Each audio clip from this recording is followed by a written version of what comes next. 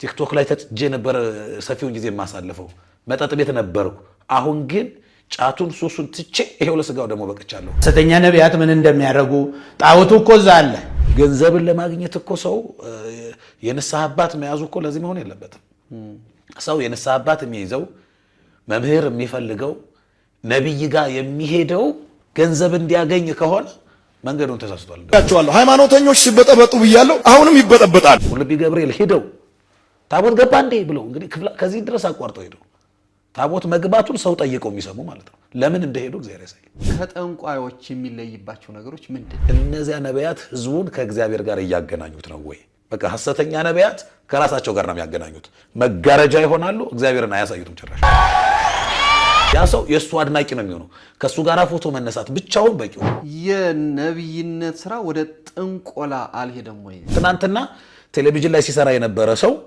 ካከሰረው ከዛሬ ጀምሮ ነብይ ሆኛለሁ ሊል ይችላል የገዢነት በትር በሚል የተዘጋጀ ታላቅ ኮንፈረንስ ካሜራ ከሌለ ላይቭ ካልተላለፈ ድካማቸው እዚህ ጋር የሚቀር ከሆነ አያርጉት ነብይነትስ እንዳለ እንደቀጠለ ነው ጋውን ቆርሶ ስጋዬን ብሉ ያለውን ጌታ ሲጮሁ ሲለፈልፉ የሚወጣው ላብ ሶፍት ጠርገው የሚያበሉ መጽሐፍ ቅዱስን የረቀቁበት አሉ አንዳንዱ ደግሞ የተራቀቀበት አለ በጥቅስ የሚመለሳለ በቦክስ የሚመለሳለ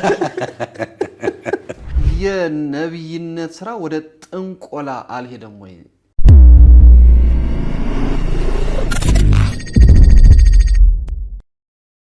በስመ አብ ወወልድ ወመንፈስ ቅዱስ አሐዱ አምላክ አሜን ስብሐት ለእግዚአብሔር ለዘአብጽሐነ እስከዛቲ ሰዓት ለዚህ ሰዓት ያደረሰን አምላካችን እግዚአብሔር ስሙ የተመሰገነ ይሁን በመላው ዓለም ያላችሁ የእግዚአብሔር ሰዎች እመቤታችን የቅድስት ድንግል ማርያም ቃል ኪዳን ልጆች የቋንቋ አይነሽ ሚዲያ ሰዎች በእያላችሁበት ሰላምታችን ይድረስ እንላለን ለዚህ ሰዓት ለዚህ ደቂቃ ያደረሰን እግዚአብሔር አምላክን እያመሰገን የያዝነው ወቅቱን የሚመለከት አጭር ነገሮችን እንነጋገራለን መጋቤ ጥበብ ኤርሚያስ እንኳን ደህና መጡ እንኳን ደህና ቆያችሁ አገልግሎት እንዴት ነው እግዚአብሔር ይመስገን እንዴት ነው የነቢያት ጾምና አገልግሎት ጥሩ ነው ተመስገን ነብይነት ምንድነው ነብይነት ስለ ነገ በእርግጠኝነት በመንፈስ ቅዱስ ገላጭነት የሚነገር መንፈሳዊ ዜና ነው ነብይነት ከእግዚአብሔር የሚሰጥ ጸጋ ነው በእግዚአብሔር ገላጭነት በመንፈስ ቅዱስ አጋዥነት እንደ አንድ መንፈሳዊ ተልእኮና አገልግሎት በእግዚአብሔር የሚሰጥን ምሪት በሰውና በእግዚአብሔር መካከል ሆኖ ሰዎች ነገን እንዲያዩ ሰዎች ነጋቸውን ማስተካከል እንዲችሉ ዛሬ ላይ ሆኖ ለሰዎች የሚሰጥ ጥቆማ ነው በየት መሄድ እንዳለብን ማየት የምንችልበት የመንፈስ ቅዱስ መነጽር ነው ይያያዝና ነብይ ብሎ ያው ትንቢት ነው ግብሩ ትንቢትስ ምንድነው አባረ ተወርሰዋል እንዳልነው አሁን ነብይ ስለ ትናንትናም ስለ ዛሬም ስለ ነገም ወይም ስላለፈው ጊዜ ስለአሁኑ ጊዜና ስለሚመጣው ጊዜ በእርግጠኝነት የሚናገረው ሰውየው ነብይ ይባላል ያ ደግሞ የሚናገረው ንግግሩ ደግሞ ትንቢት ይባላል የትንቢት ጸጋ ነገን አጥርቶ የሚያሳይ መነጽር ነው ትንቢት በሰው ልጆች ከመጀመሪያው ሰው ከአዳም ጀምሮ የተሰጠ ጸጋ ነው ለምሳሌ አዳም ነብይም ነው ካህንም ነው ንጉስም ነው በካህንነቱ ሲሰዋ እናየዋለን መስዋዕት ሲያቀርብ ያው ዘመነ ነቢያት ባይሆንም የነብይነት ጸጋ አለው የነብይነት ጸጋው ደግሞ በምን ይታወቃል ከተባለ ለምሳሌ ሁለት ጊዜ መንታ ልጆች ወለደ በመጀመሪያ ሲወልድ ቃየልና ሉድ አንድ ወንድ አንድ ሴት ቀጣይ ላይ ሲወልድ አቤልና አቅሌማ አንድ ወንድና አንድ ሴት አድርጎ ወለደ ከዛ ለማጋባት ሲፈልግ ሁሉም ወንድማማችና እህትማማች ያንድ አባት ያንድ እናት ልጆች ናቸው ግን የዕለት ጽንስ ካገናኛቸው ይልቅ የዕለት ጽንስ ያላገናኛቸው በተወሰነ ቢሆን ይራራቃሉ ብሎ አሰበና ነገ ዘመድ የሆነ ሰው እንዳይጋባ ስርዓት እንደሚሰራ በነብይነቱ ተገልጦለት ዛሬ ላይ ገና እነ ሙሴ ሌሎቹ እነ ኢሳይያስ ትንቢትን ሳይናገሩ ነቢያቱ የትንቢትን ስራ መተንበይ ሳይጀምሩ ትንቢተ ነቢያት ሳይጻፍ አዳም ግን አስቀድሞ ነገ ዘመድ የሆነ ሰው በስጋ የሚዛመድ ሰው የቅርብ ሰው እንዳይጋባ የሚል ነገ ዘመዳሞች እንዳይጋቡ ዘመድ የሆነ ሰው እንዳይጋባ የሚል ስርዓት እንደሚሰራ ተገልጦለት በነብይነቱ የቃየልን መንትያ ለአቤል መንትያ የአቤልን መንትያ ለቃየል መንትያ ምንም እንኳን የአንድ ሰው ልጆች ቢሆኑም በመወለድ ይራራቃሉ። እነ አቤልና አቅሌማ አንድ ቀን ተጸንሰው አንድ ቀን የተወለዱ ናቸው። ስለዚህ ቀረብ ይላሉ ማለት ነው። አሁን ከቃየል ጋር ያላት ዝምድናና ከአቤል ጋር ያላት ዝምድና የአቤል መንትያ እኩል አይሆንም። ከቃየል ጋር በትንሽ ርቀት አለ ማለት ነው። ቢያንስ ልደታቸው አንድ ቀን አይደለም የሚከበረው፣ ጽንሰታቸው አንድ ቀን አይደለም የተጸነሱት። ስለዚህ ይሄ ራሱ ማራራቅ ነው። የሆነ ባይድ ባይሆኑም የባይድነት ስሜት አለው የሚል ሐሳብ አምጥቶ እንደዚህ አድርጎ አቀብቷል። ይሄ ነብይ ስለሆነ ነው። ከዛን ጊዜ ጀምሮ ሌሎችም አባቶቻችን ቅዱሳን አበው የነብይነት ጸጋ ያላቸው ናቸው። ከዛን ጊዜ ጀምሮ ሲወርድ ሲዋረድ የመጣ ነው። ነቢያት መለያ ጠባያቸው ምንድነው? የራሳቸውን ስሜት አይናገሩም። ከመዚህ ይቤ እግዚአብሔር ነው የሚሉት ሲናገሩ ራሱ የሰራዊት ጌታ እግዚአብሔር እንዲህ ብሏል ነው የሚሉት። በቃ የራሳቸውን ሐሳብ ስሜታቸውን አይደለም የሚያንጸባርቁት። በቃ የእግዚአብሔር አፈ እግዚአብሔር ነው የሚባለው። ነብይ ማለት አፈ እግዚአብሔር ነው። እግዚአብሔር የተናገረውን ሳይጨምር ሳይቀንስ ሳይቀባባ እንደወረደ የሚናገር ነው ነብይ ማለት። መርዶም ሊሆን ይችላል የሚናገሩት፣ የምስራችም ሊሆን ይችላል። ነገ እንግዲህ የራሱ መልክ አለው አይደለ? ነገ መልካም ይሆናል፣ ነገ ደግሞ ልብ የሚሰብር ሐዘን ሊመጣ ይችላል። ነገን አይተው የሐሰት ትንቢት አይተነብዩም። ነገ መዓት እንደሚወርድ እግዚአብሔር ነግሯቸው አይዟችሁ ነገ መልካም ነው አይሉም። እንደምታስታውሰው ትንቢተ ኢሳይያስ ምዕራፍ 38 ቁጥር 1 ላይ ሕዝቅያስን እንዲህ ብለህ ንገረው ተብሎ ኢሳይያስ ሄዶ ትሞታለህ በለው አለ። በጣም የሚያስደነግጥ መርዶ እኮ ነው። ሄዶ ግን እንዴት አደርክ ምናምን ሌላ ሰላምታ ሌላ ዙሪያ ጥምጥም አልተናገረም። እንግዲህ የዘመድ መርዶ አይደለም የሚነግረው፣ የራሱን መርዶ ነው ለራሱ የሚነግረው። ካልጋህ ላይ አትወርድም ትሞታለህ እንጂ በሕይወት አትኖርም። ይሄንን የራሱን መርዶ ለራሱ ሲነግረው ኢሳይያስ ምንም የቀባባው ነገር የለም። በቃ እንደወረደ እግዚአብሔር ያለውን ለሕዝቅያስ ነው ያደረሰው። ስለዚህ ነቢያት መገለጫቸው እውነትን ለሰው ጆሮ እንዲመች አድርገው አይደለም የሚናገሩት። ለሰው ጆሮ የሚቆረቆር ቢሆንም ለሰው ስሜት ባይመችም እግዚአብሔር ሊሆን ያለውን ነገር ሲነግራቸው እንደወረደ ያደርሳሉ። ምንም ይሁን ምን እንጂ እንደዚህ ይሆንልሃል መልካም መልካሙን ጣፋጩን ብቻ አይናገሩ።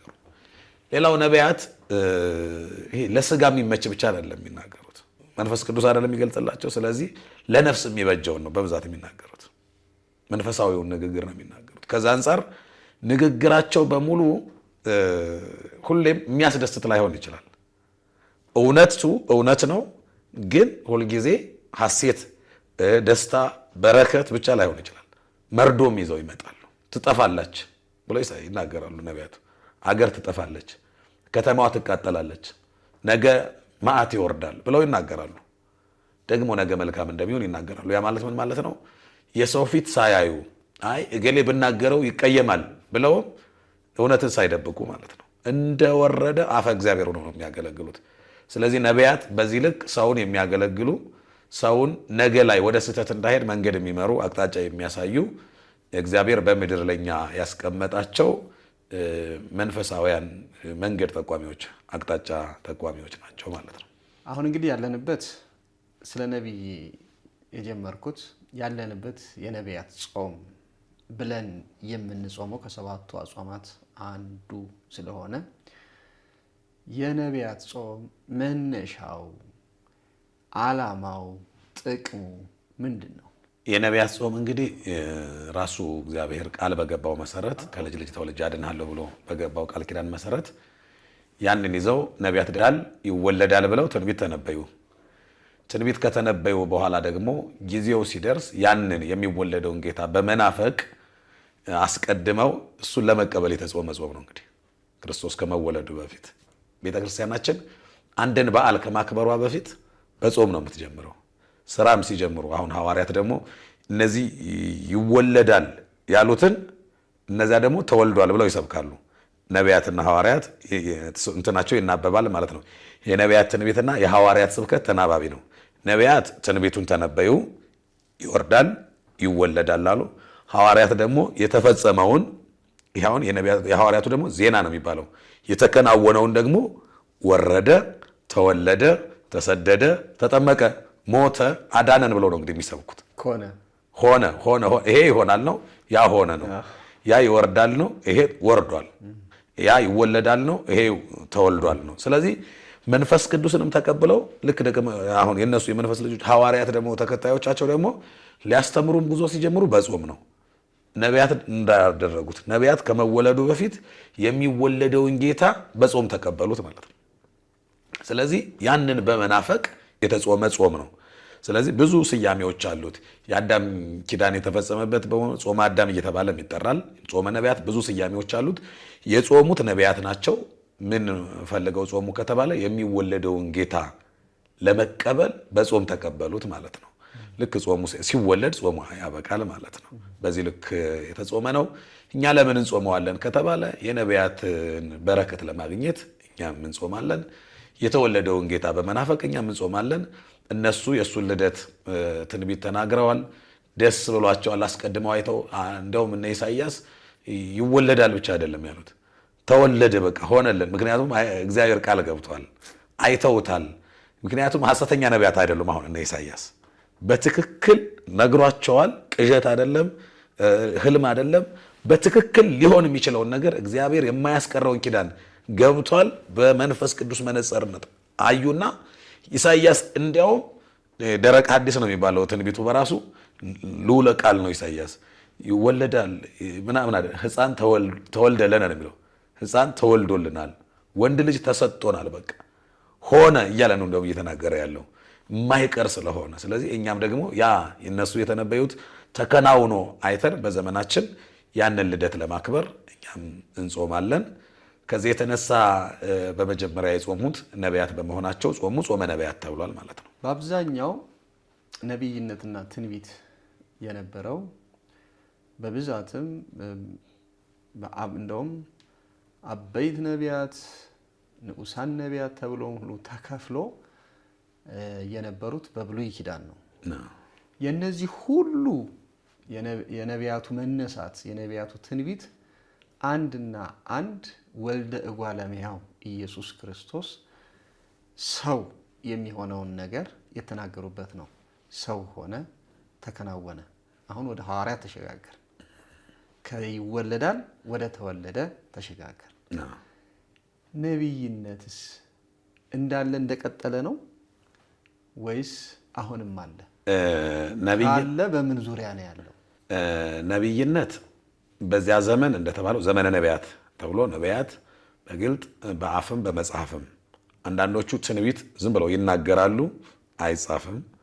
አንዳንዶቹ ደግሞ የአፍና የመጽሐፍ ተብሎ ይከፈላሉ። የአፍ የምንላቸው ዝም ብሎ እነ ኤልያስ እነ ኤልሳ አሁን ነቢያት ናቸው። ግን ትንቢተ ኤልያስ ትንቢተ ኤልሳ የሚባል እንትን የለም። ተናግረውት ምንድን ነው የሚያደርጉት? አንዳንዶቹ ደቀ መዛሙርትም አሏቸው፣ ጉባኤ አላቸው፣ በዚህ ልክ መጽሐፍ አላቸው፣ በዚህ ልክ ይሄዳሉ። አንዳንዶቹ ደግሞ ተናግረው በአፋቸው ትንቢት ብቻ ተንብየው በዘመኑ አገልግለው ያልፋሉ ማለት ነው። ደቂቅ ነቢያትና አበይት ነቢያት ተብሎ በዘመኑ ይከፈላል። የዚህ ሁሉ ነቢይ በአፍም በመጽሐፍም በትምህርት ቤትም በደቀ መዛሙርትም ላይ የሚያስቀጥሉት አገልግሎት የትንቢት አገልግሎት ዓላማው የትንቢታቸው አስኳል ኢየሱስ ክርስቶስ ነው። ይሰደዳልም ካሉ ኢየሱስ ነው። ይወለዳልም ካሉ ኢየሱስ ነው። ይጠመቃልም ካሉ ኢየሱስ ነው። ይነሳልም ካሉ እነ ዳዊት ወተንሳ እያሉ ሲናገሩ አሁን ኢየሱስ ነው። አረገ በሰባትም ብለው ገና አስቀድመው አረገ በሰባት ውስተ ሰማያት በክብር በምስጋና ወደ ሰማይ አረገ እያሉም ሲተነብዩም ኢየሱስ ነው። በቃ የነቢያት የትንቢታቸው አስኳል ኢየሱስ ነው። የሐዋርያት የስብከታቸው ማዕከል ኢየሱስ ነው። የቤተ ክርስቲያንም መሰረትም ጉልላትም የንዋየ ቅድሳቱም ምሳሌው ኢየሱስ ክርስቶስ ነው። ስለዚህ ኢየሱስ ክርስቶስን የሚሰብኩት ቅድም እንዳልኩት በዘመነ ነቢያት ነው። ግን ዘመነ ነቢያት በነበሩበት ዘመን ብቻ ነቢይነት አልጀመረም። በአዳም ዘመንም አለ ብለናል። በዚያ ልክ አልጎላም እንጂ በአዳም ዘመን አለ ብለናል።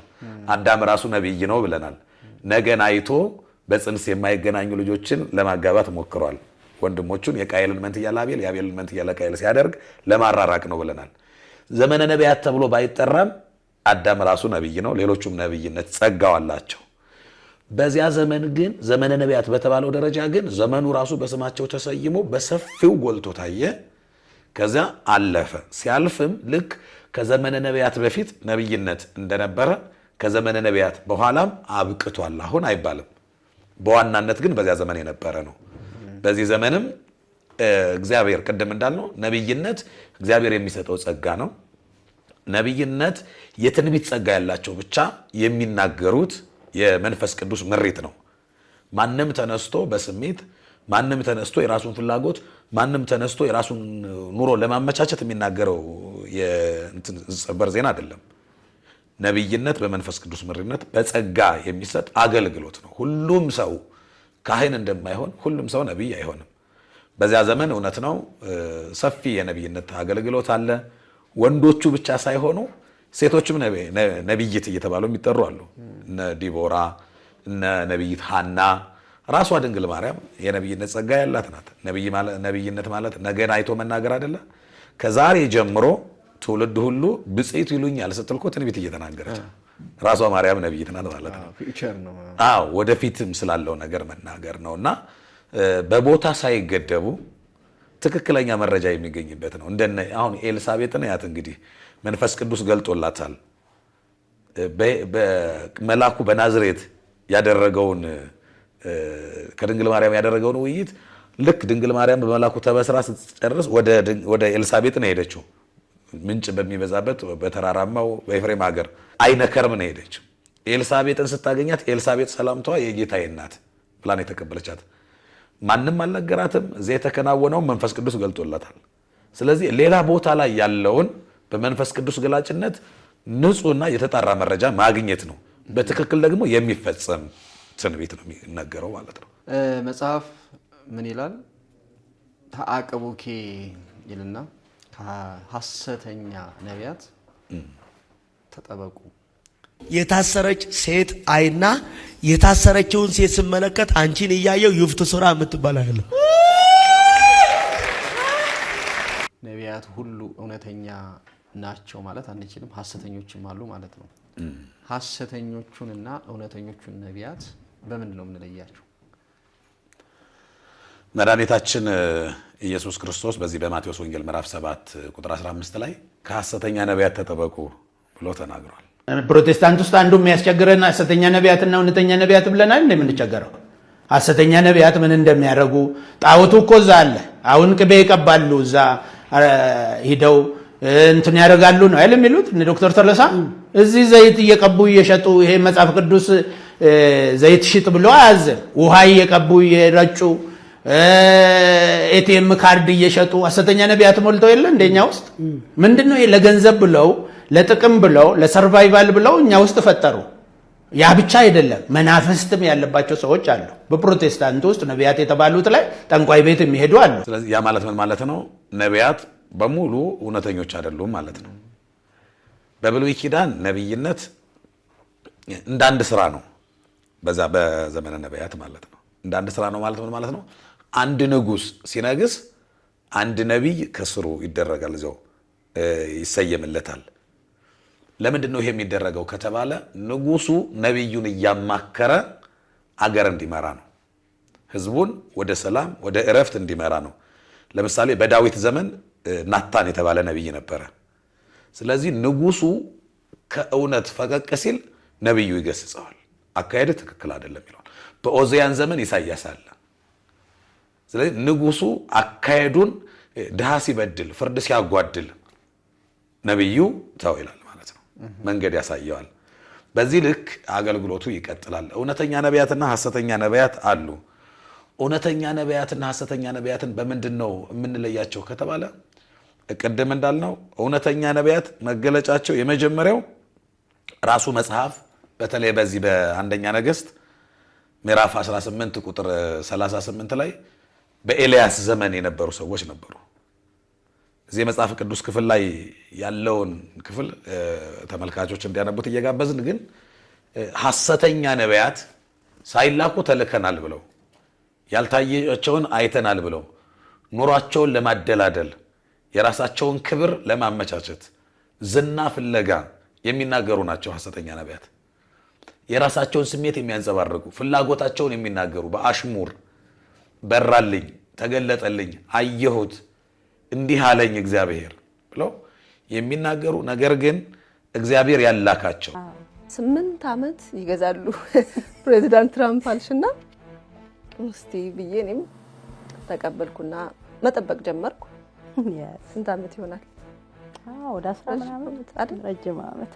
በቃ ነቢያት የሚባሉ ምን አለበት አርፈው ቢቀመጡ በየቸርቹ እዛው ቢተነብዩ ማለት እንደው ፈራጅ በሌለበት ቢያንስ በሚዲያ ባይወጡ አልኩኝ። ምክንያቱም በቃ ተዋረድን ብዬ በዚህ በአንደኛ ነገሥት ቅድም በጠቀስነው ምዕራፍ ላይ ነቢዩ ኤልያስ ትክክል አይደለህም፣ አልተላክህም፣ እግዚአብሔር አላከህም እያለ ሲከራከረው እንሰማለን። ደግሞ ይናገራሉ፣ ሳይፈጸም ይቀራል አንዳንዱ። ለምሳሌ አንተ እኮ ነገ እንደዚህ ይሆናል ብለህ መናገር ትችላለህ። ከተሳካ ተሳካ ነው፣ እድልህን ትሞክራለህ ማለት ነው። ቀጣይ ዓመት ላይ ረሃብ ሊሆን ይችላል ብለው ይናገራሉ። ለምሳሌ አንዳንድ ነገሮች ነብይነት የማይፈልጉ ጥናት ብቻ የሚፈልጉ ሙያዎች አሉ። ሰው በዚህ ዓመት አሁን ጦርነት በጣም ከበዛ ገበሬው አያዘምርም፣ ነጋዴው ተንቀሳቅሶ አይነግድም፣ ሁሉም ሰራተኛ የተገደበ ነው የሚሆነው። ጦርነቱ በዚህ ከቀጠለ ቀጣይ ዓመት ረሃብ ሊሆን እንደሚችል መተንበይ አያስፈልግም። አሁን መገመት ብቻ ነው የሚያስፈልገው። መጠበቅ ነው እንጂ መጠበቅ ነው በቃ። የዛሬ ዓመት አሁን በዚህ ዓመት ገበሬው ካላዘመረ፣ ነጋዴው ተዘዋውሮ ካልነገደ፣ የታሰረ በቃ የተዘጋጋ ከሆነ መንገዱ ሁሉ በቃ 2019 የጥፋት ዓመት የረሃብ ዓመት ነው ብለህ መተንበይ ነው። ይሄ አሁን ትንቢት አይባልም፣ ግምት መናገር ነው የሚባለው። ልክ ቀኑ ሲደርስ በቃ ምንም ጥያቄ የለውም ይሆናል። በዚህ ላይ ነቢይ ነኝ ብለው ራሳቸውን የሚሾሙ ማለት ነው። ነገ እነሱ ትንቢት ባይናገሩም አዋቂዎች፣ ምሁራን አጥንተው በቃ ሊሆን እንደሚችል የሚተነብዩትን ያንን ትንበያ በቃ የአየሩን ሁኔታ አይተው ተናግረው እኔ ነቢይ ነኝ የሚሉ ናቸው። እግዚአብሔር ያላካቸው፣ እግዚአብሔር ተናገሩ ያላላቸው፣ እግዚአብሔር ያላካቸው፣ በእግዚአብሔር ያልተቀቡም ያልተሾሙም የራሳቸውን ሐሳብ ብቻ ንግግራቸው ምድራዊ የሆነ ማለት ነው። በቃ አካውንት ላይ፣ ኑሮ ላይ፣ ትዳር ላይ ብቻ የተመሰረተ ትንቢት ነው የሚናገር። ሳሙኤል አንተ ምንድነው? አባቴ ነው።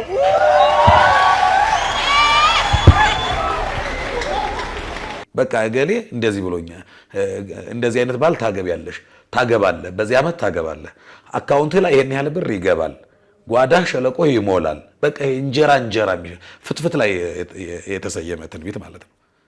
ከፍትፍት ያላለፈ ትንቢት ነው የሚናገሩ። ይሄ ሐዘን የልጅሽ ልጅ ሞቶ ነው። አውጪ ስትባይ አላወጣሽም። ለምንድን ነው ያላወጣሽው? ዝም ብለሽ በድንገት ስለሞተ ነው። የልጇ ልጅ ሁለተኛ ወር ከሞተ አባቱ የልጇ አባት ዳንኤል ነው። ይሄኛው ነብይነት ግን ዘላለምን ማየት የሚችል ነው። አሁን ባለ ራእይ ነገን ማየት የሚችል ሊሆን ይችላል። ባለ ራእይ ነብይ ግን ነገን የሚያይ ብቻ አይደለም፣ ዘላለምን የሚያይ ነው። የሰማይን ጓዳ የሚያይ ነው። ተሻግሮ የሚያይ ነው። ተሻግሮም አሻግሮም የሚያይ ነው። ራሱ ያለፈ ነገ እኮ ማለት ዛሬ ላይ ቆሞ ነገን የሚያይበት መንገዱ እሱ እውነተኛ ትንቢት ነው። ከዚህ አንጻር ንግግራቸው እውነት ያልሆነ ደግሞ ሲከሽፍ ማስተባበያ የሚሰጡ ማለት ነው። ፈልገው ላለመሸነፍ ነውና ለማስተንበይ ትሄዳለች። ነብዩ ቁጭ ብሏል ሊተነብይ በቃ አይኑን ጨፍኖ ምናምን እየተንፈራገጠ እሷ ተቀርባለች እና ወደ ዋናው ትንቢት ከመግባቱ በፊት መረጃ ይነገረዋል። ከዚህ ነው የመጣሽው? አዎ ብሎ ከዛ በቤትሽ ውስጥ በእናንተ ቤት ውስጥ 4 ናችሁ ልጆች ይላቸዋል ማለት ነው። 4 ልጆች ናችሁ በቤት ውስጥ ያላችሁ ሲል አረ ነቢይ 8 ነው እናቴ የወለደችው ትለዋለች ማለት ነው። እኮ ታዲያ እኔ 2ቱን አንድ እያልን ነው የምንቆጥረው። ይነጥልሽና ነጣጠልሻቸው ጥንድ ነው የምንቆጥረው። ይነጣጥልሽና ነጣጠልሻቸው ጥንድ ነው የሚቆጠረው በእኛ አቆጣጠር አላት ይባላል።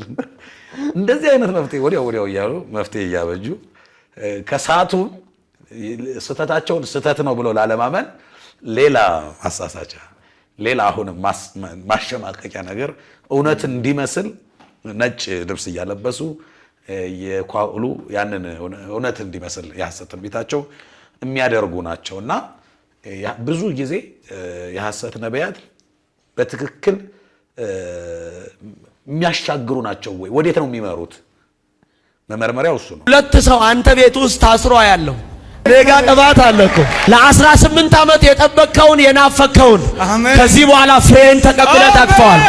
እነዚህ ነቢያት ህዝቡን ይዘውት ወዴት እየሄዱ ነው? ያቻለሁ ሃይማኖተኞች ሲበጠበጡ ብያለሁ። አሁንም ይበጠበጣል። ምንም ማስተካከለው ነገር የለም፣ ይቀጥላል። ዋዜማ ነው ያለፈው። ዋናው መበጥበጥ እየመጣ ነው። በትክክል ለስጋው ደግሞ እያበቁት ነው። እዛ ጋር የሄደው ሰው ለንስሐ በቅቷል። ህይወቱ ተለውጧል።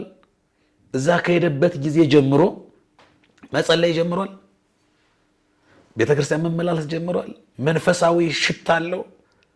ጥሩ ፍሬ ነው ንግግሩ፣ ተግባሩ ተለውጧል። እየቀረበ ያለው ወዴት ነው? በቃ እየቀረበ ያለው ወደ ዱርዬነት፣ በቃ ወደ ዓለማዊነት ነው። ዓለምና እግዚአብሔር አለው። ወዴት ነው? አሁን እኮ ነቢይ እኮ ሰውን ከዓለም ወደ እግዚአብሔር ያመጣል ተብሎ ነው የሚለው። በትክክል ትናንትና የነበሩበት ህይወት እኮ የተሻለ ሆኖ ዛሬ ላይ የሚጸጸቱ አሉ። የትናንትና መንፈሳዊነታቸው የሚናፍቃቸው ማለት ነው። ትናንትናን የሚመኙ እንደ ካሮት ወደ ታች እያደጉ ያሉ ማለት ነው። ትናንትና ብርቱ ነበርኩ፣ ትናንትና እኮ የተሻልኩ ነበር የሚሉ ሰው እኮ ነቢይ የሚመራው ከሆነ ከትናንትና ማንነቱ ወጥቶ ዛሬ ላይ ለምስክርነት ነው መቆም ያለበት። ትናንትና አልጸልይም ነበረ፣ የዝሙት ፊልም ነበር ማየው፣ ቲክቶክ ላይ ተጥጄ ነበር ሰፊውን ጊዜ የማሳልፈው፣ መጠጥ ቤት ነበርኩ፣ አሁን ግን ጫቱን ሱሱን ትቼ ይሄው ለስጋው ደግሞ በቅቻለሁ የሚል ምስክርነት ነው ነቢይ ከሚመራው ሰው እኮ የሚጠበቀው እንጂ ከትናንትና ህይወቱ ወደ ባሰ ነገር እየሄደ ከእግዚአብሔር እየለየው ዓለማዊ እያደረገው ከሆነ የአካውንቱ ጉዳይ ከሆነ ይሄ እኮ አሁን ይሄ ሰውዬ ነቢይ ፍለጋ እኮ አይደለም መሄድ ያለበት። በቃ አማካሪ እኮ ይሄንን እኮ ያደርግለታል እኮ። በቃ በርትቶ ቢሰራ እኮ እዛ ጋር የሚያሳልፈውን ጊዜ ይሰራል፣ ያገኛል ገንዘብን እኮ። ገንዘብን ለማግኘት ነቢይም አያስፈልግም። እውነት ለመናገር ገንዘብን ለማግኘት እኮ ሰው የንስሐ አባት መያዙ እኮ ለዚህ መሆን የለበትም። ሰው የንስሐ አባት የሚይዘው መምህር የሚፈልገው ነቢይ ጋር የሚሄደው ገንዘብ እንዲያገኝ ከሆነ መንገዱን ተሳስቷል እንደው ማለት ነው። ይሄ እኮ ሌሎቹ እኮ የቢዝነስ አማካሪዎች እኮ አሉ እዚህ ጋር እኮ እንዴት መነገድ እንዳለበት እኮ አካውንቱ የተሻለ ገንዘብ እንዲኖረው እኮ አይደለም መምጣት ያለበት። በነፍሱ መንፈሳዊ ማንነት ፈጥሮ የተሻለ ማንነት ከእግዚአብሔር ጋር እንዲገናኝ ነውና መለኪያው እነዚያ ነቢያት ህዝቡን ከእግዚአብሔር ጋር እያገናኙት ነው ወይ? በቃ ሐሰተኛ ነቢያት ከራሳቸው ጋር ነው የሚያገናኙት። መጋረጃ ይሆናሉ፣ እግዚአብሔርን አያሳዩትም ጭራሽ። ያ ሰው የእሱ አድናቂ ነው የሚሆነው። ከእሱ ጋር ፎቶ መነሳት ብቻውን በቂው ነው። ስኬትም እሱ ነው። በቃ ትናንትና በቴሌቪዥን የሚያየውን ሰውዬ ዛሬ ላይ አየው፣ አብሮት ፎቶ ተነሳ። የመንፈሳዊነት ጥጉ ይሄ ነው። ብዙዎቻችንም ይሄ አይነት መንፈስ አለብን። እውነት ለመናገር ገዳምም ሂደን እስኪ በዚህ ጉዞዬ ምንድን ነው የማተርፈው ብለን መንፈሳዊ አጀንዳ ከማንሳት ይልቅ ታቦት ወጥቶ ሲገባ ሳያዩ የሚመጡ ሰዎች አሉ።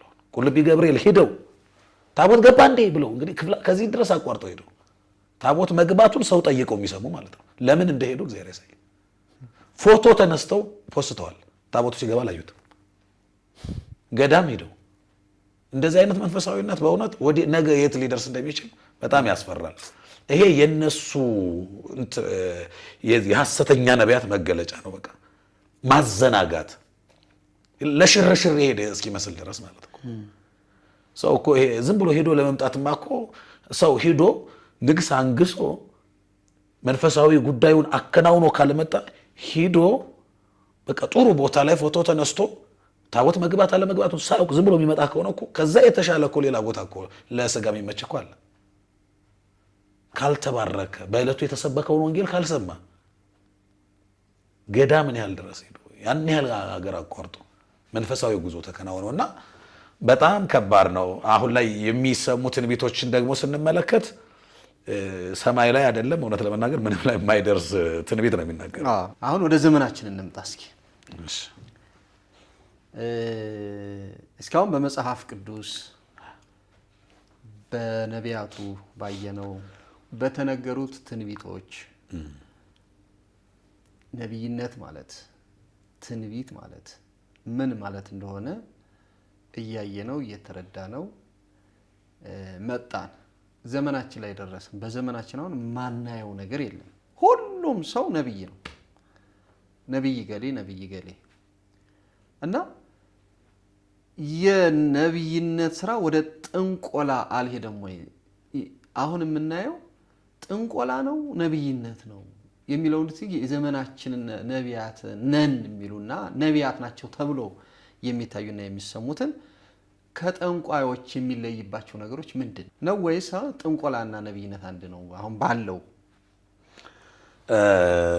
ሐሰተኛ ነብይ ማለት ዘመናዊ ጠንቋይ ማለት ነው።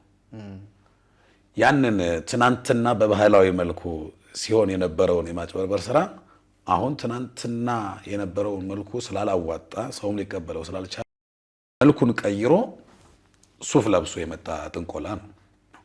በመጽሐፍ ደረጃ ስናመጣው የሐሰት ትንቢት የሚናገሩ ሰዎች በመጽሐፍ ደረጃ ትንቢተ አሞጽ ምዕራፍ 7 ቁጥር 12 ላይ ለእንጀራቸው ብለው ትንቢት የሚተነብዩ አሉ ይላል።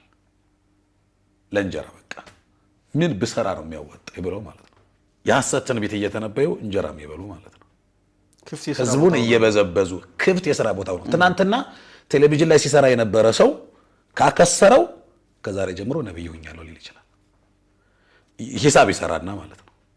እዛ ላይ ተቀጥሮ ሲሰራ አላዋጣው ካለ እዛ ላይ እየሰራ ጥናት ያጠናል። ስለዚህ የሚያዋጣው አሁን ምንድነው? ህዝቡ በእምነቱ በኩል ስስ ልብ ስላለው በዚህ በኩል ሲመጣበት በቃ የሚያዋጣኝ ይሄ ነው ይልና ያንን ስራውን ይተውና ከዛሬ ጀምሮ ይላል ጥሩ ሱፍ አሰፍቶ ነብይ ነኝ፣ በቃ ከዛሬ ጀምሮ ነብይ ነኝ። ይሄ ለእንጀራ ተብሎ የሚተነበይ ትንቢት ነው። ሁለተኛው አንደኛ ነገሥት ምዕራፍ 22 ቁጥር 22 ላይ በክፉ መንፈስ ተመርተው የሚተነብዩ ሰዎች አሉ። ያው ቅዱስ መንፈስና እርኩስ መንፈስ አይደል ያለው? እርኩስ መንፈስ ሲያድርባቸው በዛር ተመርተው ማለት ነው። አሁን ከዚህ በፊት አጉሪ ጠንቋይ እየተባሉ ስማቸው በገጠሩ የሚጠሩ ሰዎች ማለት ነው። ገሌ ያጎራል ይባላል። ምን ማለት ነው? ድቤ የሚመታ አላቸው። ይሄ መቀስቀሻው አለ። ጣኑ ምኑ ለነሱ የሚሆነው ይደረጋል። እየቆየ ይሰውራቸዋል ማለት ነው። ትንቢዩ ያን ትንቢት አይደለም እሱ ማጉራት ወይም መጠንቆል ነው የሚባለው። ያስጎራቸዋል። ራሳቸውንም ይስታሉ። ምን እንደተናገሩም በኋላ ያውቀው። ይሄ መቀስቀሻው ወደ እንትኑ የሚያስገባው ይሄ ከዳሚዎቹ ናቸው። ወደዛ የሚያስገባቸው የሚያስፈልገውን ነገር ያጫጭሳሉ፣ ያዘጋጃጃሉ። ልክ በትንሹ ምሳሌውን ስናይ ቡና ሊፈላ ሲል ጨፌው ምኑ ጣኑ ምኑ ይደረጋል። ልክ እንደዛ የነሱ መቀስቀሻው ነገር አለ። ያ ነገር ሲደረግላቸው ራሳቸው ወደ ይሰውራቸዋል፣ ያያዛቸው ክፉ መንፈስ ማለት ነው። በዛ ስሜት ውስጥ ነው ምን እንደሚናገሩ አያውቁም። እዛ ጋር ላለው ሰው እንናገራለን ይላሉ። ከዛ ይሄ በህዝቡና በሟርተኛው መካከል አለ ሰራተኛ በተራ ያስገባ ከመጋረጃ ውስጥ ያስጠነቁላል ማለት ነው። እንደዚህ አይነት እንዲህ የሚያደርግ ክፉ መንፈስ አለ። በዚህ ልክ የሚኖሩ እስካሁን ድረስ በአንዳንድ ቦታ ላይ ለአገልግሎት ስንሄድ እዚህ ቦታ ላይ እንደዚህ አይነት አለ፣ እዚህ ቦታ ላይ ደግሞ እንዲህ አይነት መንፈስ ያለባት ሴት እንዲህ ታደርጋለች፣ በዚህ ጉዳይ ላይ ትምህርት ስጡ የሚሉ በገጠር የሚኖሩ ብዙ ሰዎች አሉ። በክፉ መንፈስ ተይዘው ትንቢት እንናገራለን የሚሉ ደግሞ ሰዎች አሉ። እነዚህ ሁሉ ተጠቅለው ሲጠሩ ምንድነው የሚባሉት? ሐሰተኛ ነቢያት ነው የሚባሉት። የሐሰት ትንቢት ነው። ቅድም እንዳልነው ሐሰት ትንቢት ደግሞ በዘመናዊ ቋንቋው ሲሆን ጥንቆላ ማለት ነው። መልኩን የቀየረ ነው።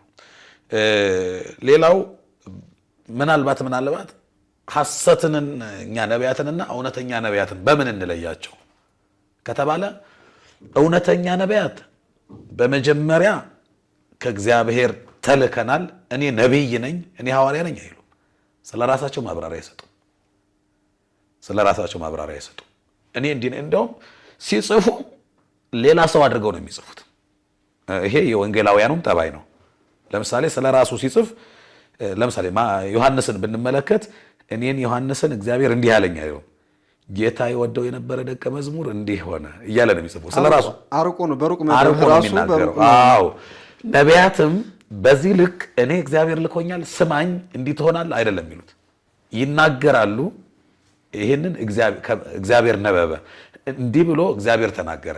ከመዚህ ይቢ እግዚአብሔር የሰራዊት ጌታ እግዚአብሔር እንዲህ አለ። አሁን እኔ ብያለሁ አይሉ ተናግሬያለሁ አለ። እግዚአብሔር አለ፣ እግዚአብሔር ተናገረ፣ እግዚአብሔር ቃሉን ላከ ነው የሚሉት። እነሱ ምንም እንደሆኑ ነው የሚናገሩት። ትንቢቱን ከሚናገሩት ሰው ደግሞ አንዳችም ጥቅም አይፈልጉም። እዚያም ላያድሩ ይችላሉ። ምንም ብዝበዛ ለዚህ ለዘይት ለእጅ መጫኛ ለዚህ ምንም የለም። ገስታውስ ነው የለም። የታመመ ፈውሰው እኮ አይደለም የሞተ አስነስተው እዚያ ያድሩ፣ ይሰወራሉ። ክብር ሲበዛላቸው ይሸሻሉ።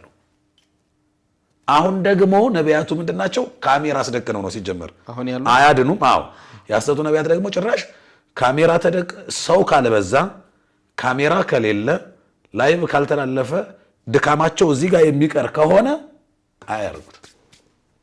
በር ተዘግቶ አንድ በሽተኛ ብቻ ጥየቃ አይሄዱም። ብዙ ህዝብ ባለበት ነው። እንግዲህ እኮ ትናንትና እኮ የሞተን ሰው ያስነሱ ነቢያት በዘመኑ አንድም ምስክር በሌለበት ሊሆን ይችላል። የተደረገው ስራ አሁን ላይ ሆኖ ቢሆን ኖሮ ስንት ዋጋ ገንዘብ ራሱ አይጠቀም ነበር። ይሄንን የሚፈልጉ ደግሞ ሰዎች ከዚያን ጊዜ ጀምሮ አሉ። መልካም የሚያደርጉ ሰዎችን ያዩና ያንን ኮፒ የሚያደርጉ ማለት ነው።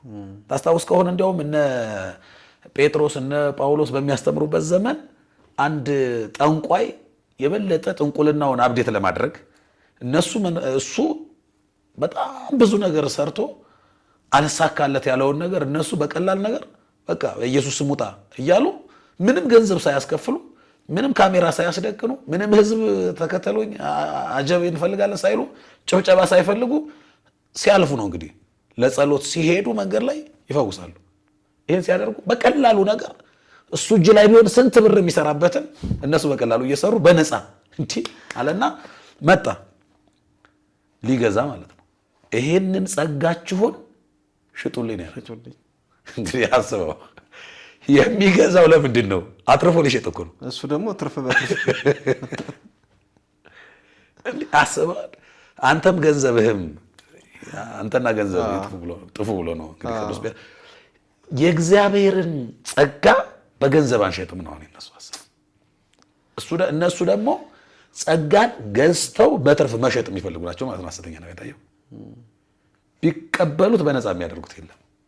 የሞት አስነስተው እኮ አይደለም፣ የታመመ ፈውሰውም እኮ አይደለም፣ አስለፍልፈው ብቻ። ማስለፍለፍ ቁም ነገር ሆኖ ሰይጣንን ኢንተርቪው አድርገው ከሰይጣን ጋር ቃለ መጠይቅ አድርገው እንዴት ነበር ያስከው? አሁን ከታመመ ሰው ሲጀመር በነገራችን ላይ ሁለት አይነት ችግር ነው ያለው በዚህ ዘመን። ነብይነት ብቻ አይደለም አሁን ችግሩ። ሁለት ጫፍና ጫፍ ላይ ያሉ ሊታረቁ ያልቻሉ ችግሮች አሉ። እነዛ ደግሞ የሚሰብኩት አንዱን ጌታ ነው። ለምሳሌ አንዱን ጌታ እንሰብካለን ብለው የሐሰተኛው ነቢያት የኢየሱስ ክርስቶስን ምህረቱን ብቻ ነው የሚሰብኩት። ምህረቱን ብቻ ማለት ምን ማለት ነው? በቃ ሆኖልሃል፣ ይሆንልሃል ብቻ ማለት ምንም እንደሚመጣ አሁን ዕለተ ምጽአትን አይሰብኩም። ክርስቶስ ይመጣል፣ ይፈርዳል፣ ሲኦል ገሃነመ እሳት ምናምን አይሰበክም እዚህ ጋር ማለት ነው። እዚህ ጋር ያለው ማን ብቻ ነው? ገነት ነው። በቃ ተከፍቷል ብቻ ነው። አንዳንዶቹ ይመጣል ይላሉ። አንዳንዶቹ አሁን አፈጻጸሙን ግን የለም እኮ አፈጻጸሙን ነው የምልህ እኮ ገነት የሚገባው በአፈጻጸም ነው። ንግግሮች አይደለም። ነቢያቱ ምጽአቱን፣ ሲኦልን፣ ገሃነመ እሳትን እንትን አይሉም። አፈጻጸሙ ላይ ክርስቶስ ተወለደ፣ ተሰቀለልህ፣ ሞተልህ፣ እንዲሆነልህ የሚል ሆነልህ ነው እንጂ ይሆንብሃል፣ እንዲህ ይደረግብሃል የሚል የለም። ደግሞ እዚህ ጋር ደግሞ የባይታውያኑ ችግር ደግሞ አለ። ወዮልህ ምንም ተስፋ የሌለው ደግሞ ይመጣል። አለቀልህ በቃ በጫማ ሄደሃል ብለው ሁላ በቃ በህማማቱ በጫማ ስለሄድክ ሊሉ ይችላሉ። ወደ ገዳም ስትሄድ በባዶ እግር መሄድ አለብን ሊሉ ይችላሉ። አሁን ሁለቱም መታረቅ አለበት። እግዚአብሔርን ኦርቶዶክሳዊት ቤተክርስቲያን ስትሰብከው አባትም ነው አምላክም ነው። በቃ በአባትነቱ ይራራል፣ በአምላክነቱ ይፈርዳል። እንደዚህ ነው መስበክ ያለበት። ኮናኔ በረት ፈታሒ በጽድቅ ኮናኔ በረት ነው። እውነት በቃ ስለ እውነትነቱ እውነት ነው። መሐሪነቱ ድንቅ አምላክ ነው። ርኅሩህ ቸር አባት ነው። ግን ይህንን ብቻ ካል ይኸውላችሁ ይሄ ነገር የሚሰበክበት በብዛት ምንድን ነው ምክንያቱ? በቃ እግዚአብሔርማ እውነት መሐሪ ነው፣ እግዚአብሔርማ እውነት ምንድን ነው በዚህ ልክ ቸር ነው ካል ወደ ምን ሄድ ማለት ነው? በቃ እየተለቀቀ ነው ህዝቡ ማለት ነው። ልክ እንዲሆን አርጌንስ አርቲክል ይችላል እዚህ ጋር የሆነ ማለት ህዝቡ አሁን ካሁን በኋላ ልክ እንዲሆን እያመቻቸለት ነው። ቸር ነው እንዴ! የትኛው አባት ነው ልጁን በእሳት የሚያቃጥለው ሚል እንትን ያመጣሉ ማለት ነው። ለካ እግዚአብሔር ከእናት ከአባት በላይ አይደለ? አዎ። ስለዚህ ቸር ነው። አዎ። ስለዚህ ይሄ ቀጭነቱን ፈራጅነቱን የማራቅ ነገር እዚህ ላይ ብቻ ይሄ ብቻ ከሆነ ህዝቡ ይሄንን ብቻ ትምህርት ከያዘ የፈለገውን ነገር ኃጢአትም ለመስራት ምንም እንትን የለበትም። አባቱ ነው እግዚአብሔር መሐሪ ነው። መሐሪነቱን ብቻ ነው የተናገረው። ስለዚህ ሁለቱ ታርቀው ነው መሰበክ ያለባቸው። ይሄ ከሆነ አሁን አንድ ሰው ነብይ ነው ሲባል ነብይነቱን የሚያረጋግጥለት አካል ማን ነው? ወይም ደግሞ ነብይነታቸውን በምን ነበር የሚያረጋግጡት? ነቢያት ነብይነታቸውን የሚያረጋግጥላቸው አንደኛው እግዚአብሔር ነው፣ ሁለተኛው ስራቸው ነው፣ ሶስተኛው ህዝቡ ነው። ውጤቱ እግዚአብሔር ይቀባቸዋል፣ እግዚአብሔር ጸጋውን ይሰጣቸዋል፣ ይናገራሉ። የሚናገሩት ይሆናል፣ የሚሆነውን ህዝቡ ያምናል፣ ይመሰክራል፣ ይቀበላቸዋል። በዚህ ሂደት ነው የሚያረጋግጡት። ያ ነገር እውነት ነው። አሁን ያኔም ለምሳሌ ሐሰተኛ ነቢያት ላለመባል የሚያደርጉት ጥንቃቄ አለ። ለምሳሌ ዮናስን ስንወስድ ሂድና አለው እግዚአብሔር ነነዌ ትጠፋለች ብለህ ስበክ ሲለው አላደርገውም ማለት ዮናስ አልሰብክም። አንተ ነገር አርተህ ልትተዋቸው፣ እኔ ትጠፋለች ብዬ ሰብኬ አንተ ላታጠፋ መሀል ላይ እኔ ነኝ ሐሰተኛው ነብይ የተባልኩ ሟርተኛው ነብይ የተባልኩ የምጠራው። ስለዚህ ሄጄ ነነዌ ትጠፋለች አልልም፣ አንተም አታደርገውም አውቃለሁ ብሎ በምህረቱ ተማመነ። በጣም እግዚአብሔር መሐሪ መሆኑ። እግዚአብሔር ደግሞ በአሰራር ይችላል አይደለ? ነብዩን በአሳንበሪ ትራንስፖርት ወስዶ ነነዌ ከተማ ላይ ታለውና ይቺ ማን ከተማ ናት ሲል ዮናስ ነነዌ ትባላለች አለና በስማምም አላለ እንደምን አደራችሁም አላለም፣ ትጠፋላችኋል። በቃ እንደወረደ ይሄ ጣዕም የሌለው ስብከት ይለው እንደጋቆኔ ነው ካይሌ ወስብሐት ለእግዚአብሔርም የለውም። ትጠፋላችሁ በቃቸው ሄደ። በቃ እንዲህ ብሎ ሄደ። ከዛ ንስሐ ገቡ። ህዝቡ በሙሉ ህፃናቱ ሳይቀሩ እንስሳቱ ሳይቀር በሙሉ ንስሐ ሲገቡ አስገድዶም ብቻ እንትኑን በአንድም በሌላ አስፈጽሟል። ያው ፈቃደኛ ያልሆነ ሰባኪ ቢሆንም ሰበከ፣ ተነበየ፣ ተናገረ። ህዝቡ ተቀበሉት። ከቤተ መንግስት ነው አዋጁ የወጣው፣ የጾሙ አዋጅ። ግን ዮናስ የፈራው አልቀረም። እነሱ ሲመለሱ አንዳንድ ጊዜ እግዚአብሔር ይወል ትንቢቱ የሚሻር ትንቢት አለ ወይ ከተባለ አዎ አለ። ከእግዚአብሔር ሆኖ የሚሻር ትንቢት ሊኖር ይችላል። ለምሳሌ ትጠፋላችሁ የሰው ህይወት ላይ የሆነ ትንቢት ከሆነ እግዚአብሔር ማሻሻያ ያደርግበታል። ቁሳዊ ነገር ምናምን ነገር ላይ ከሆነ እግዚአብሔር ያለው አይቀርም። የተነበየ ይሆናል ካለው ይጠፋል የተባለው ይጠፋል። የሰው ጉዳይ ከሆነ ግን እግዚአብሔር ያስታርቀዋል፣ ያስማማዋል። ስለዚህ እግዚአብሔር ምን አደረገ? ሰዎች ተመልሰዋል። የተመለሰን ሰው ማጥፋት አልፈለገም እግዚአብሔር። ስለዚህ ምን አደረገ? እሳቱን አወረደ። ረጃጅም ዛፎች ጫፍ ጫፋቸውን አቃጥሎ እሳቱ ተመለሰ። ዮናስ አላልኩም አለ፣ እኔ ተናግሬ ነበር። በቃ ካሁን በኋላ ማን ይሰማኛል? ሐሰተኛው ነብይ እየተባልኩ ስሜ ሊጠፋ ነው። እግዚአብሔር አስተካከለለት። ህዝቡም እሳቱን አይቷል። ስለዚህ የወረደው እሳት ረጃጅም ዛፎችን ጫፍ ጫፋቸውን አቃጥሎ የተመለሰው እሳት ንስሐ ባትገቡ ኑሮ ለእናንተ የወረደ ነበር፣ እናንተንም ያቃጥል ነበር። ስለዚህ ዮናስ ሐሰተኛ አልነበረም። ምልክቱ ታይቷል ማለት ነው። እግዚአብሔር በዚህ ልክ አስታረቀለት ማለት ነው። ህዝቡ ሲተርፍ ዮናስ ተጸጸተ። ያስተማረው ተማሪው ከፍተኛ ውጤት ሲያመጣ የሚቆጭ መምህር ማለት ነው። ነብይነትና ሐዋርያነት አሁን ደግሞ ይሄ ተቀላቅሎ በዚህ በሐሰተኛ ነቢያት ላይ ተቀላቅሎ እናያለን። ያን ጊዜ መንፈስ ቅዱስ በወረደ ሰዓት ለሐዋርያት በብዙ የልሳን ወይም ቋንቋ መገለጥ መንፈስ ቅዱስ በእነሱ ላይ ወረደ። ከዛ ያው አንዱ የሚናገረውን አንዱ ይሰማ ነበር፣ አንዱ የሚናገረውን አንዱ ይሰማ ነበር። ቅዱስ ጴጥሮስ እዛ ላሉት በሙሉ የሚናገረው ግሪኩም በግሪክኛ አርመኑም እንትኑም ይሰማ ነበርና ይሄ ሐዋርያት በስብከታቸው መንፈስ ቅዱስ ከወረደላቸው በኋላ ነውና አሁን እኔ ልተነብይ ነው ይላል። አሁን እግዚአብሔር እንዲህ አለኝ ልተነብይ ነው ይልና የማይሰማ ቃል እሱም የማይሰማው የቆሙትም የማይሰሙት ተረረን ሸረረን በረረን ኢምሃርስ ሪባታላላቦሽ ኡሪሂ ቢጋ ይላል። እንዴት ነው ይሄ ነብይነትና የዚህ እንደዚህ አይነት ልሳን ከምን የመጣ ነው? ምንድነው መነሻቸው? የሐሰተኛ ነቢያት እንግዲህ የሐዋርያት ልሳን ቅዱስ ያሬድ እንደዚህ ይላል። ሰትዮሙ ስቴ መንፈስ ዘበአማን ወተናገሩ በሐዲስ ልሳን።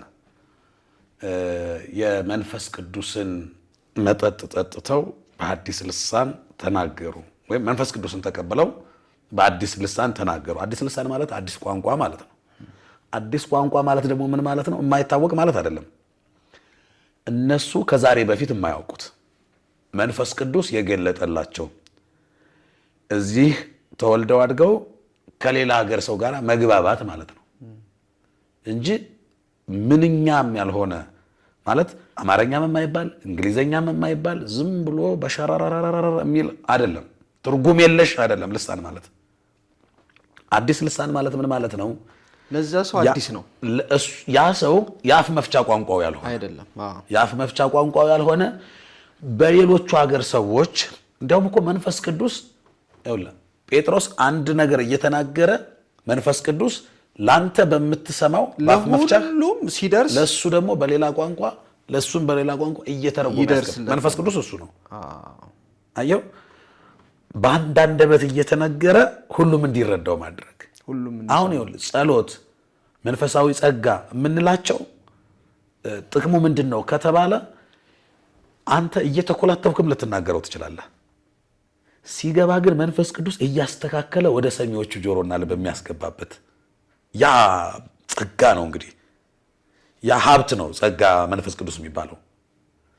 እሱን ተናግረኸው አይደለም በምልክት ሊሆን ይችላል የምትናገረው ሰው እንዲያምን ማድረግ። እንግዲህ ጴጥሮስን አስበው ያ መንፈስ ቅዱስ ከወረደበት በኋላ አዲስ ልሳን ነው የሚናገረው ማለት 3000 ህዝብ በአንድ ጊዜ ስብከት ሙሉ ታዳሚው የጉባኤው ህዝብ እኮ መጀመሪያውን የማያምን ሆኖ አንድ ጊዜ ግልብጥ ብሎ መቀየር እኮ የቤተ ክርስቲያን የልደት ቀን ነው የሚባለው። የቤተ ክርስቲያን የልደት ቀን ነው። ይሄኛው ደግሞ የቤተ ክርስቲያንን የልደት ቀን የሚያመጣና መልሶ የሚያከብር ሳይሆን ጭራሽ የሚያፈርስ። አሁን አስበው እሱም ያልተረዳው አዳራሽ ውስጥ ያሉት ሰዎችም ያ ሰው የተናገረው ልሳን አይሰሙት አያውቁትም ጭራሽ። እሱም አይተረጉመውም፣ እሱም አይገባውም ቢጠየቅ ምን ማለት እንደሆነ። ስለዚህ ምን ማለት ነው? ራሳቸው አዋቂ ለመምሰል እነሱ ከታዳሚው የተለየ እውቀትና ጸጋ እንዳላቸው ህዝቡን የሚያደናግሩበት ስልት ነው። ለህዝቡ የማይራሩ አሁን ይህን መናገራቸው እሱ ችግር የለውም። እነሱ እኮ ወላዲት አምላክ ድንግል ማርያምን አምላክን ጸንሳ የወለደችዋን እየነቀፉ እነሱ ግን ያ ሲያገለግሉ ሲጮሁ ሲለፈልፉ የሚወጣው ላብ ሶፍት ጠርገው የሚያበሉ ነው። ስጋውን ቆርሶ ስጋዬን ብሉ ያለውን ጌታ የሱን ስጋ የሚያበሉ ሳይሆን የራሳቸውን ቆሻሻ ጠርገው ሶፍቱን የሚያበሉ ለህዝቡ የማይራሩ እንዴ ነቢያት እኮ ይኸውልህ ነቢያት እኮ መገለጫቸው እነሱን ብሎ የመጣው ሰው በቃ ከእኔን ብሎ ተጠግቶ ምንድን ነው የማደርግለት ብሎ የእነሱ ጉዳይ የሚያስጨንቃቸው ይሄ ሁሉ ህዝብ እኔን አምኖ ነው እየተከተለኛለሁ። ጌታ ወይ እባክህ አታሳፍረኝ፣ ያንተ ክብር ይገለጥ፣ ያንተ አምላክነት በእነዚህ ህዝብ መዳን ላይ ክብር ይሁን። ስለዚህ እባክህ እኔንም አምነው መጥተው ቤታቸውን ትተው የተከተሉ እኔን ነው። እኔ አቅም የለኝም፣ እባክህ በእኔ ላይ አንተ ስራ፣ ክብርህ በእኔ ይገለጥ፣ ስራብኝ፣ መሳሪያ አድርገኝ ብለው ጸልዩ። ለነሱ በሚያደርጉት ምን ላደርግላቸው ብሎ ነው የሚጨነቁት እንጂ ምን ያደርግልኛል ብሎ አለባበሱን አመጣጡን አቅም ያለው ሰው ሲሆን አይደለም። እንዲያውም ነዳያንን ፈልገው የሚጠጉ ማለት እኮ ነው።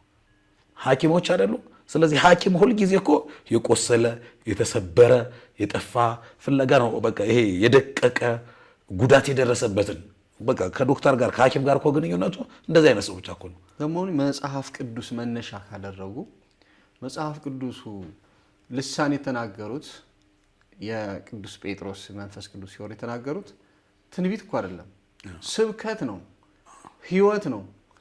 ኢየሱስ ክርስቶስ አዳኝነቱን የመጣው የተገለጠው የተወለደው ለእናንተ ነው። ያንን ስብከት ነው። እነሱ ደግሞ አሁን ነብይነት ነው። በዚህ በማይሰማ ልሳን ተነብያለሁ ማለት ወደፊት ነቢያት እንደዚህ ነበሩ እያደረጉት። አሁን መነሻው ምንድነው? ነቢያት ምንም አዲስ ልሳን ተናግረዋል አልተናገሩም። አዲስ ልሳን የምንለው አዲስ ቋንቋ የተገለጠላቸው እንጂ እነሱም የማይሰሙት ታዳሚውም የማይሰማቸው ነቢያት በዚህ መንገድ ሄደዋል። እነ ኤልያስ እነ ሙሴ እነ ሶፎንያስ ደቂቀ ነቢያትም አበይት ነቢያትም አሁን ነቢይ ነን በሚሉት መንገድ ሄደዋል። ከምን አገኙት እኮ ነው አሁን እኔ ይሄ ልሳን እኮ የተነገረው አሁን እነሱ እንግዲህ የተጣመመ የሚሆን ምንም መነሻው ያው ፔንቴኮስት 50ኛው ቀን መንፈስ ቅዱስ የወረደ ጊዜ ባረገ በ10ኛው ቀን መነሻው እሱ ነው። መነሻው ግን ነብይነት ነበር ወይ? ያኔ ትንቢት ነበር ወይ? አይደለም። ያን ጊዜ አሁን ነው ቋንቋ ነው የቋንቋ ከሰው ጋር የመግባባት ጸጋን የተሰጣቸው። እነሱ የሚያውቁትን ይናገራሉ፣ ህዝቡ የሚያውቀውን ሰምቶ ይረዳቸዋል። ለማመን እግዚአብሔር አገልግሎቱ እንዲሳለጥ ነው። በቃ ሌላ ኮር ትንቢት አይደለም። ሲጀመር ይሄ እኮ አዲስ ኪዳን በቅርብ ጊዜ የሆነ ነው። ነቢያት በነበሩበት ዘመን ሲናገሩ እንኳን ይሄን ንግግር አልተናገሩም። ይሄ ንግግር እንደዚህ አይነትም ሐሳብ መነሻም የለም። መጽሐፍ ቅዱሳዊ ምን እንዲያረጉ እንደሆነ ራሳቸው አያውቁትም። የገረመ ነገር ምንድነው? ጥናት አጥንተው ሲያስቡት ወይ ግዕዝ አልተናገሩ ወይ ቅኔ አላወቁ። ትናንትና አንድ ምዕመን ነበሩ። ስለዚህ ሲያስቡት ከሚከተላቸው ህዝብ በምንም አይለዩም ማለት ነው። አንድ ለየት ያለ ነገር መፍጠር አለባቸው። ስለዚህ ህዝቡ ደግሞ ያንን ነገር እንኳን ህዝቡ ሊያውቀው እነሱ ማያውቁትም አፋቸው እንዳመጣ ይናገራሉ። ማን ይጠይቃቸዋል? እኛ እኮ ቅኔ ቢደረግ እኮ ቅኔውን ተርጉሞ ይባላል፣ ሙያ ስጥ ይባላል፣ አራቀው ይባላል። ቅኔ ዝም ብሎም አይነገርም ቅኔ። እነሱ ይናገራሉ። ከህዝቡ ቢያንስ የሆነ ነገር እንደተለዩ ህዝቡ ይረዳል ማለት ነው። ስለዚህ አምኖ ይከተላቸዋል። ከህዝቡ ምንም የተለየ ነገር ከሌለ እኩል ነን ብሎ እንዳያስብ በአንድ ነገር እንለይ ብለው ሊሆን ይችላል ይሄን ያመጡት። ሌላው መጽሐፍ ቅዱስ እየጠቀሱ ነው የሚሰብኩ የሚለውን ነገር መጽሐፍ ቅዱስ እየጠቀሰ ሁሉ ሰባኪው አይደለም፣ አማኝ አይደለም፣ ሰው አይደለም። መጽሐፍ ቅዱስ እኮ ሰይጣን ይጠቅሳል። ጥቅስ እኮ ይጠቅሳል። የማቴዎስ ወንጌል ምዕራፍ 4 ላይ እንደውም ለምእመናን አይደለም የጠቀሰው ለራሱ ለኢየሱስ ክርስቶስ እንዲህ ይላል እኮ። አዎ ቆሮንቶስ ላይ ወስዶ ስላንተ መላእክቱን ያዛል ተብሎ እኮ ተጽፏል እኮ። እግሮች እንዳይሰናከሉ ስላንተ መላእክቱን ይልካል ያዛል ተብሎ እኮ ተጽፏል ብሎ የዳዊት መዝሙር ይጠቅስለታል። ለማን? ለቃሉ ባለቤት። እንግዲህ ለኢየሱስ ክርስቶስ ጥቅስ የጠቀሰ ሰይጣን ለምእመናን ቢጠቅስ ምን ይገርማል? መጽሐፍ ቅዱስ አሁን መጽሐፍ ቅዱሱን እንደውም በጣም ደስ የሚለኝ መጋቢ ሐዲስ እሸቱ አለማየሁ ንግግር አለ። መጽሐፍ ቅዱሱን የረቀቁበት አሉ፣ አንዳንዱ ደግሞ የተራቀቀበት አለ ይላሉ። አሁን ይሄን ሐሳብ ወስደን ደግሞ አሁን እዚህ ጋር ብንጠቀመው ምንድነው የሚሆነው? መጽሐፍ ቅዱሱን ሸምድደውት አውቀውት የሚኖሩት ሰዎች አሉ። መጽሐፍ ቅዱሱን ደግሞ የተሸከሙት ሰዎች አሉ።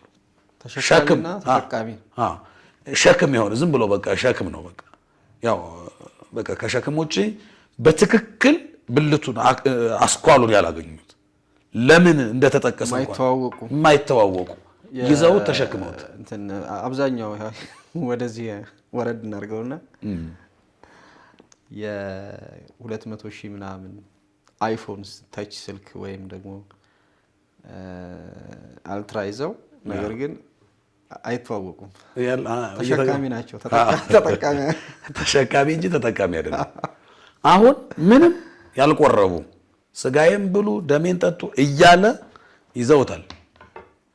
ሌላው ሰው እንዲያውም ስጋውን እንዳይበላ ደሙን እንዳይጠጣ እየያዙ ራሳቸው ለማድረግ የሚጥሩ ናቸው። ስለዚህ መጽሐፍ ቅዱስን ሰው አይደለም ሰይጣን ራሱ ይጠቅሰዋል። መጽሐፍ ቅዱስ መጥቀስ ሲጀምር ብርቅ አይደለም። እሱ ደግሞ ጥቅስ ደግሞ ህይወት አይደለም። ጥቅስ ህይወትም አይደለም። እንደውም መጽሐፍ ቅዱሱን እየጠቀሱ በህይወት ባዶ ከመሆን ይልቅ ምንም መጽሐፍ ቅዱስ ጥቅስ ሳይኖር እንዲሁ ህይወቱን መኖር ይሻላል። አንድ አባት እንደዚህ መጽሐፍ ቅዱስ ይዞ ክፍለ ሀገር ገጠር ነውና እንደገቡ እነዚህ እንደውም ጴንጤ አይባልም ነበር እዛ ገጠር ሜንጤ ነበር የሚሏቸውና መጽሐፍ ቅዱስ ይዘው እንትን እያለ ይሰብካቸዋል ማለት ነው። ይዘው ይመቱታል። ከዛ ገላጋይ ለምንድነው የሚመቱኝ? ለምንድነው የሚመቱት? እሱ ትናንት መጥቶ እኔን ሊያስተምረኝ ነው እንደ መጽሐፍ ቅዱስ ይዞ። ታዲያ ምን ችግር አለ? በመጣበት መንገድ ማስተማር ጥቅስ ነው አይደለ? አዎ። እርስዎ ደግሞ በጥቅስ ሲሏቸው በጥቅስ የሚመለሳለ፣ በቦክስ የሚመለሳለ። ለእሱ አሁን ጥቅስ ሳይሆን ቦክስ እና ጥቅስ እንኳን ለሰው ለክርስቶስም ጠቅሷል ባለቤት እነሱ እንትናቸው አፕላይ ናቸው። ስለዚህ ወደ ነቢያት እንመለስ። ወደ አባቶቻችን ወደ ነቢያት በሄዱበት መንገድ ስንሄድ እንግዲህ የሄዱበት መንገድ ጾም ነው። የሄዱበት መንገድ ከእግዚአብሔር ጋር መኖር ነው። ስለዚህ ይህ ዘመን ደግሞ አሁን እኛ የያዝነው የጌታን ልደት ለማየት አባቶቻችን የነቢያት ናፍቆት የአባቶች ምኞት የሆነውን እርሱ ጌታ ከሰማያት ሰማያት ወርዶ ከመቤታችን ከቅድስት ድንግል ማርያም ተወልዶ ሰው አጣሁ ሰው የለኝም ያለውን የሰው ልጅን ለማዳን በበረት ተኝቶ ለማየት ያችን ቀን ለማየት በጾም እንደገሰገሱት ነቢያት የኛም እንግዲህ ልጆች የነቢያት ልጆች የነቢይ ልጅ የነቢይን ስራ ይሰራል፣ የሐዋርያ ልጅ የሐዋርያነትን ስራ ይሰራልና መንገዱ ያለው የት ነው? በዚህው ነቢያት በሄዱበት መንገድ ሐዋርያት በሄዱበት መንገድ ነው። በነቢያትና በሐዋርያት መሰረት ላይ ታንጻቸዋል ነው የሚለው። በነቢያትና በሐዋርያት መጽሐፍ እኮ ነው ደግሞ ይሄንንም ራሱ እውነተኛው ትክክለኛው ቃል ነውና ምናልባት በዚህ ዘመን መጽሐፍ ቅዱስ የሚጠቅሱ የኢየሱስ ክርስቶስን ስም የሚጠሩ የአምላክን ስም የሚጠሩ ታውት እሱን አሁን እንዲያውም የድንግል ማርያምን ስም እየጠሩ ተኩላዎች ብዙ የሚያሳስቱ ሰዎች ይኖራሉ። የየትኛውም ቃለ እግዚአብሔር፣ የየትኛውም ትንቢት፣ የየትኛውም ስብከት፣ የየትኛውም ትምህርት መመዘኛው ወዴት ያደርሰኛል? መመርመሪያ ስንመረምር መንፈሳዊነቴን እየጨመረልኝ ነው? በዚህ መንገድ ሲሄድ በትክክል ወደ እግዚአብሔር እየቀረብኩ ነው? መንፈሳዊ ሕይወቱ ተለውጧል? ከእግዚአብሔር ጋር ነው እያገናኘኝ ያለው ይሄ ሰው? እኔ እንድጠቀም ነው ወይስ እሱ እንዲጠቀም ነው እየፈለገ ያለው በሂደቱ የሚል ነገ ደግሞ ሌላ አቅጣጫ ይመጣል። ስለዚህ መመርመሪያችን ይሄ ቢሆን መልካም ነው። ለብርሃነ ልደቱ በሰላም ያድርሰን። በሰላም ያድርሰን። ለብርሃነ ልደቱ እንግዲህ በጣም ብዙ ነገሮችን ይዘን እንመጣለን በልደቱ ዙሪያ። ከዛ በጥምቀቱ ዘመነ አስተርእዮ የመገለጥ ዘመን ነውና ብዙ የምንገልጣቸው ነገሮች አሉ። መጋቤ ጥበብ መምህር ኤርሚያስ እዚህ እስካሁን ድረስ ያቀረብናቸው የምታዩቸው የምትከታተሉት ጥቂቶች ናቸው። ጥቂቶችን እያመሰገን ለብዙዎች ግን እንድታዳርሱ እውነቴን ነው የምላችሁ። አይኖቻችን ወይም ደግሞ አይምሯችን በተለያየ ምንም በማይጠቅም ነገር ከምንናውዝ የሚጠቅሙ ነገሮችን እየፈለግን እኛ አይተን እኛ ተጠቅመንበት ለሌሎች ደግሞ እንዲጠቀሙ እንድናይ ብታደርጉ ጥሩ ነው። እናንተ ያያችሁት ለእናንተ ነው መልእክቱ።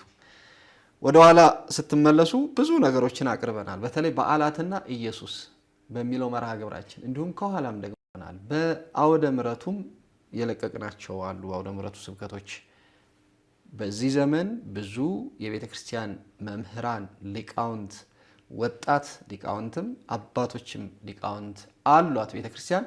ከነዛ መካከል መጋቤ ጥበብ መምህር ኤርሚያስ እኔ ብያችሁ ሳይሆን ከቃላቸው ከሚናገሩት ከሚያስተምሩት ትምህርት ወስዳችሁ እንድትጠቀሙበት እላለሁኝ።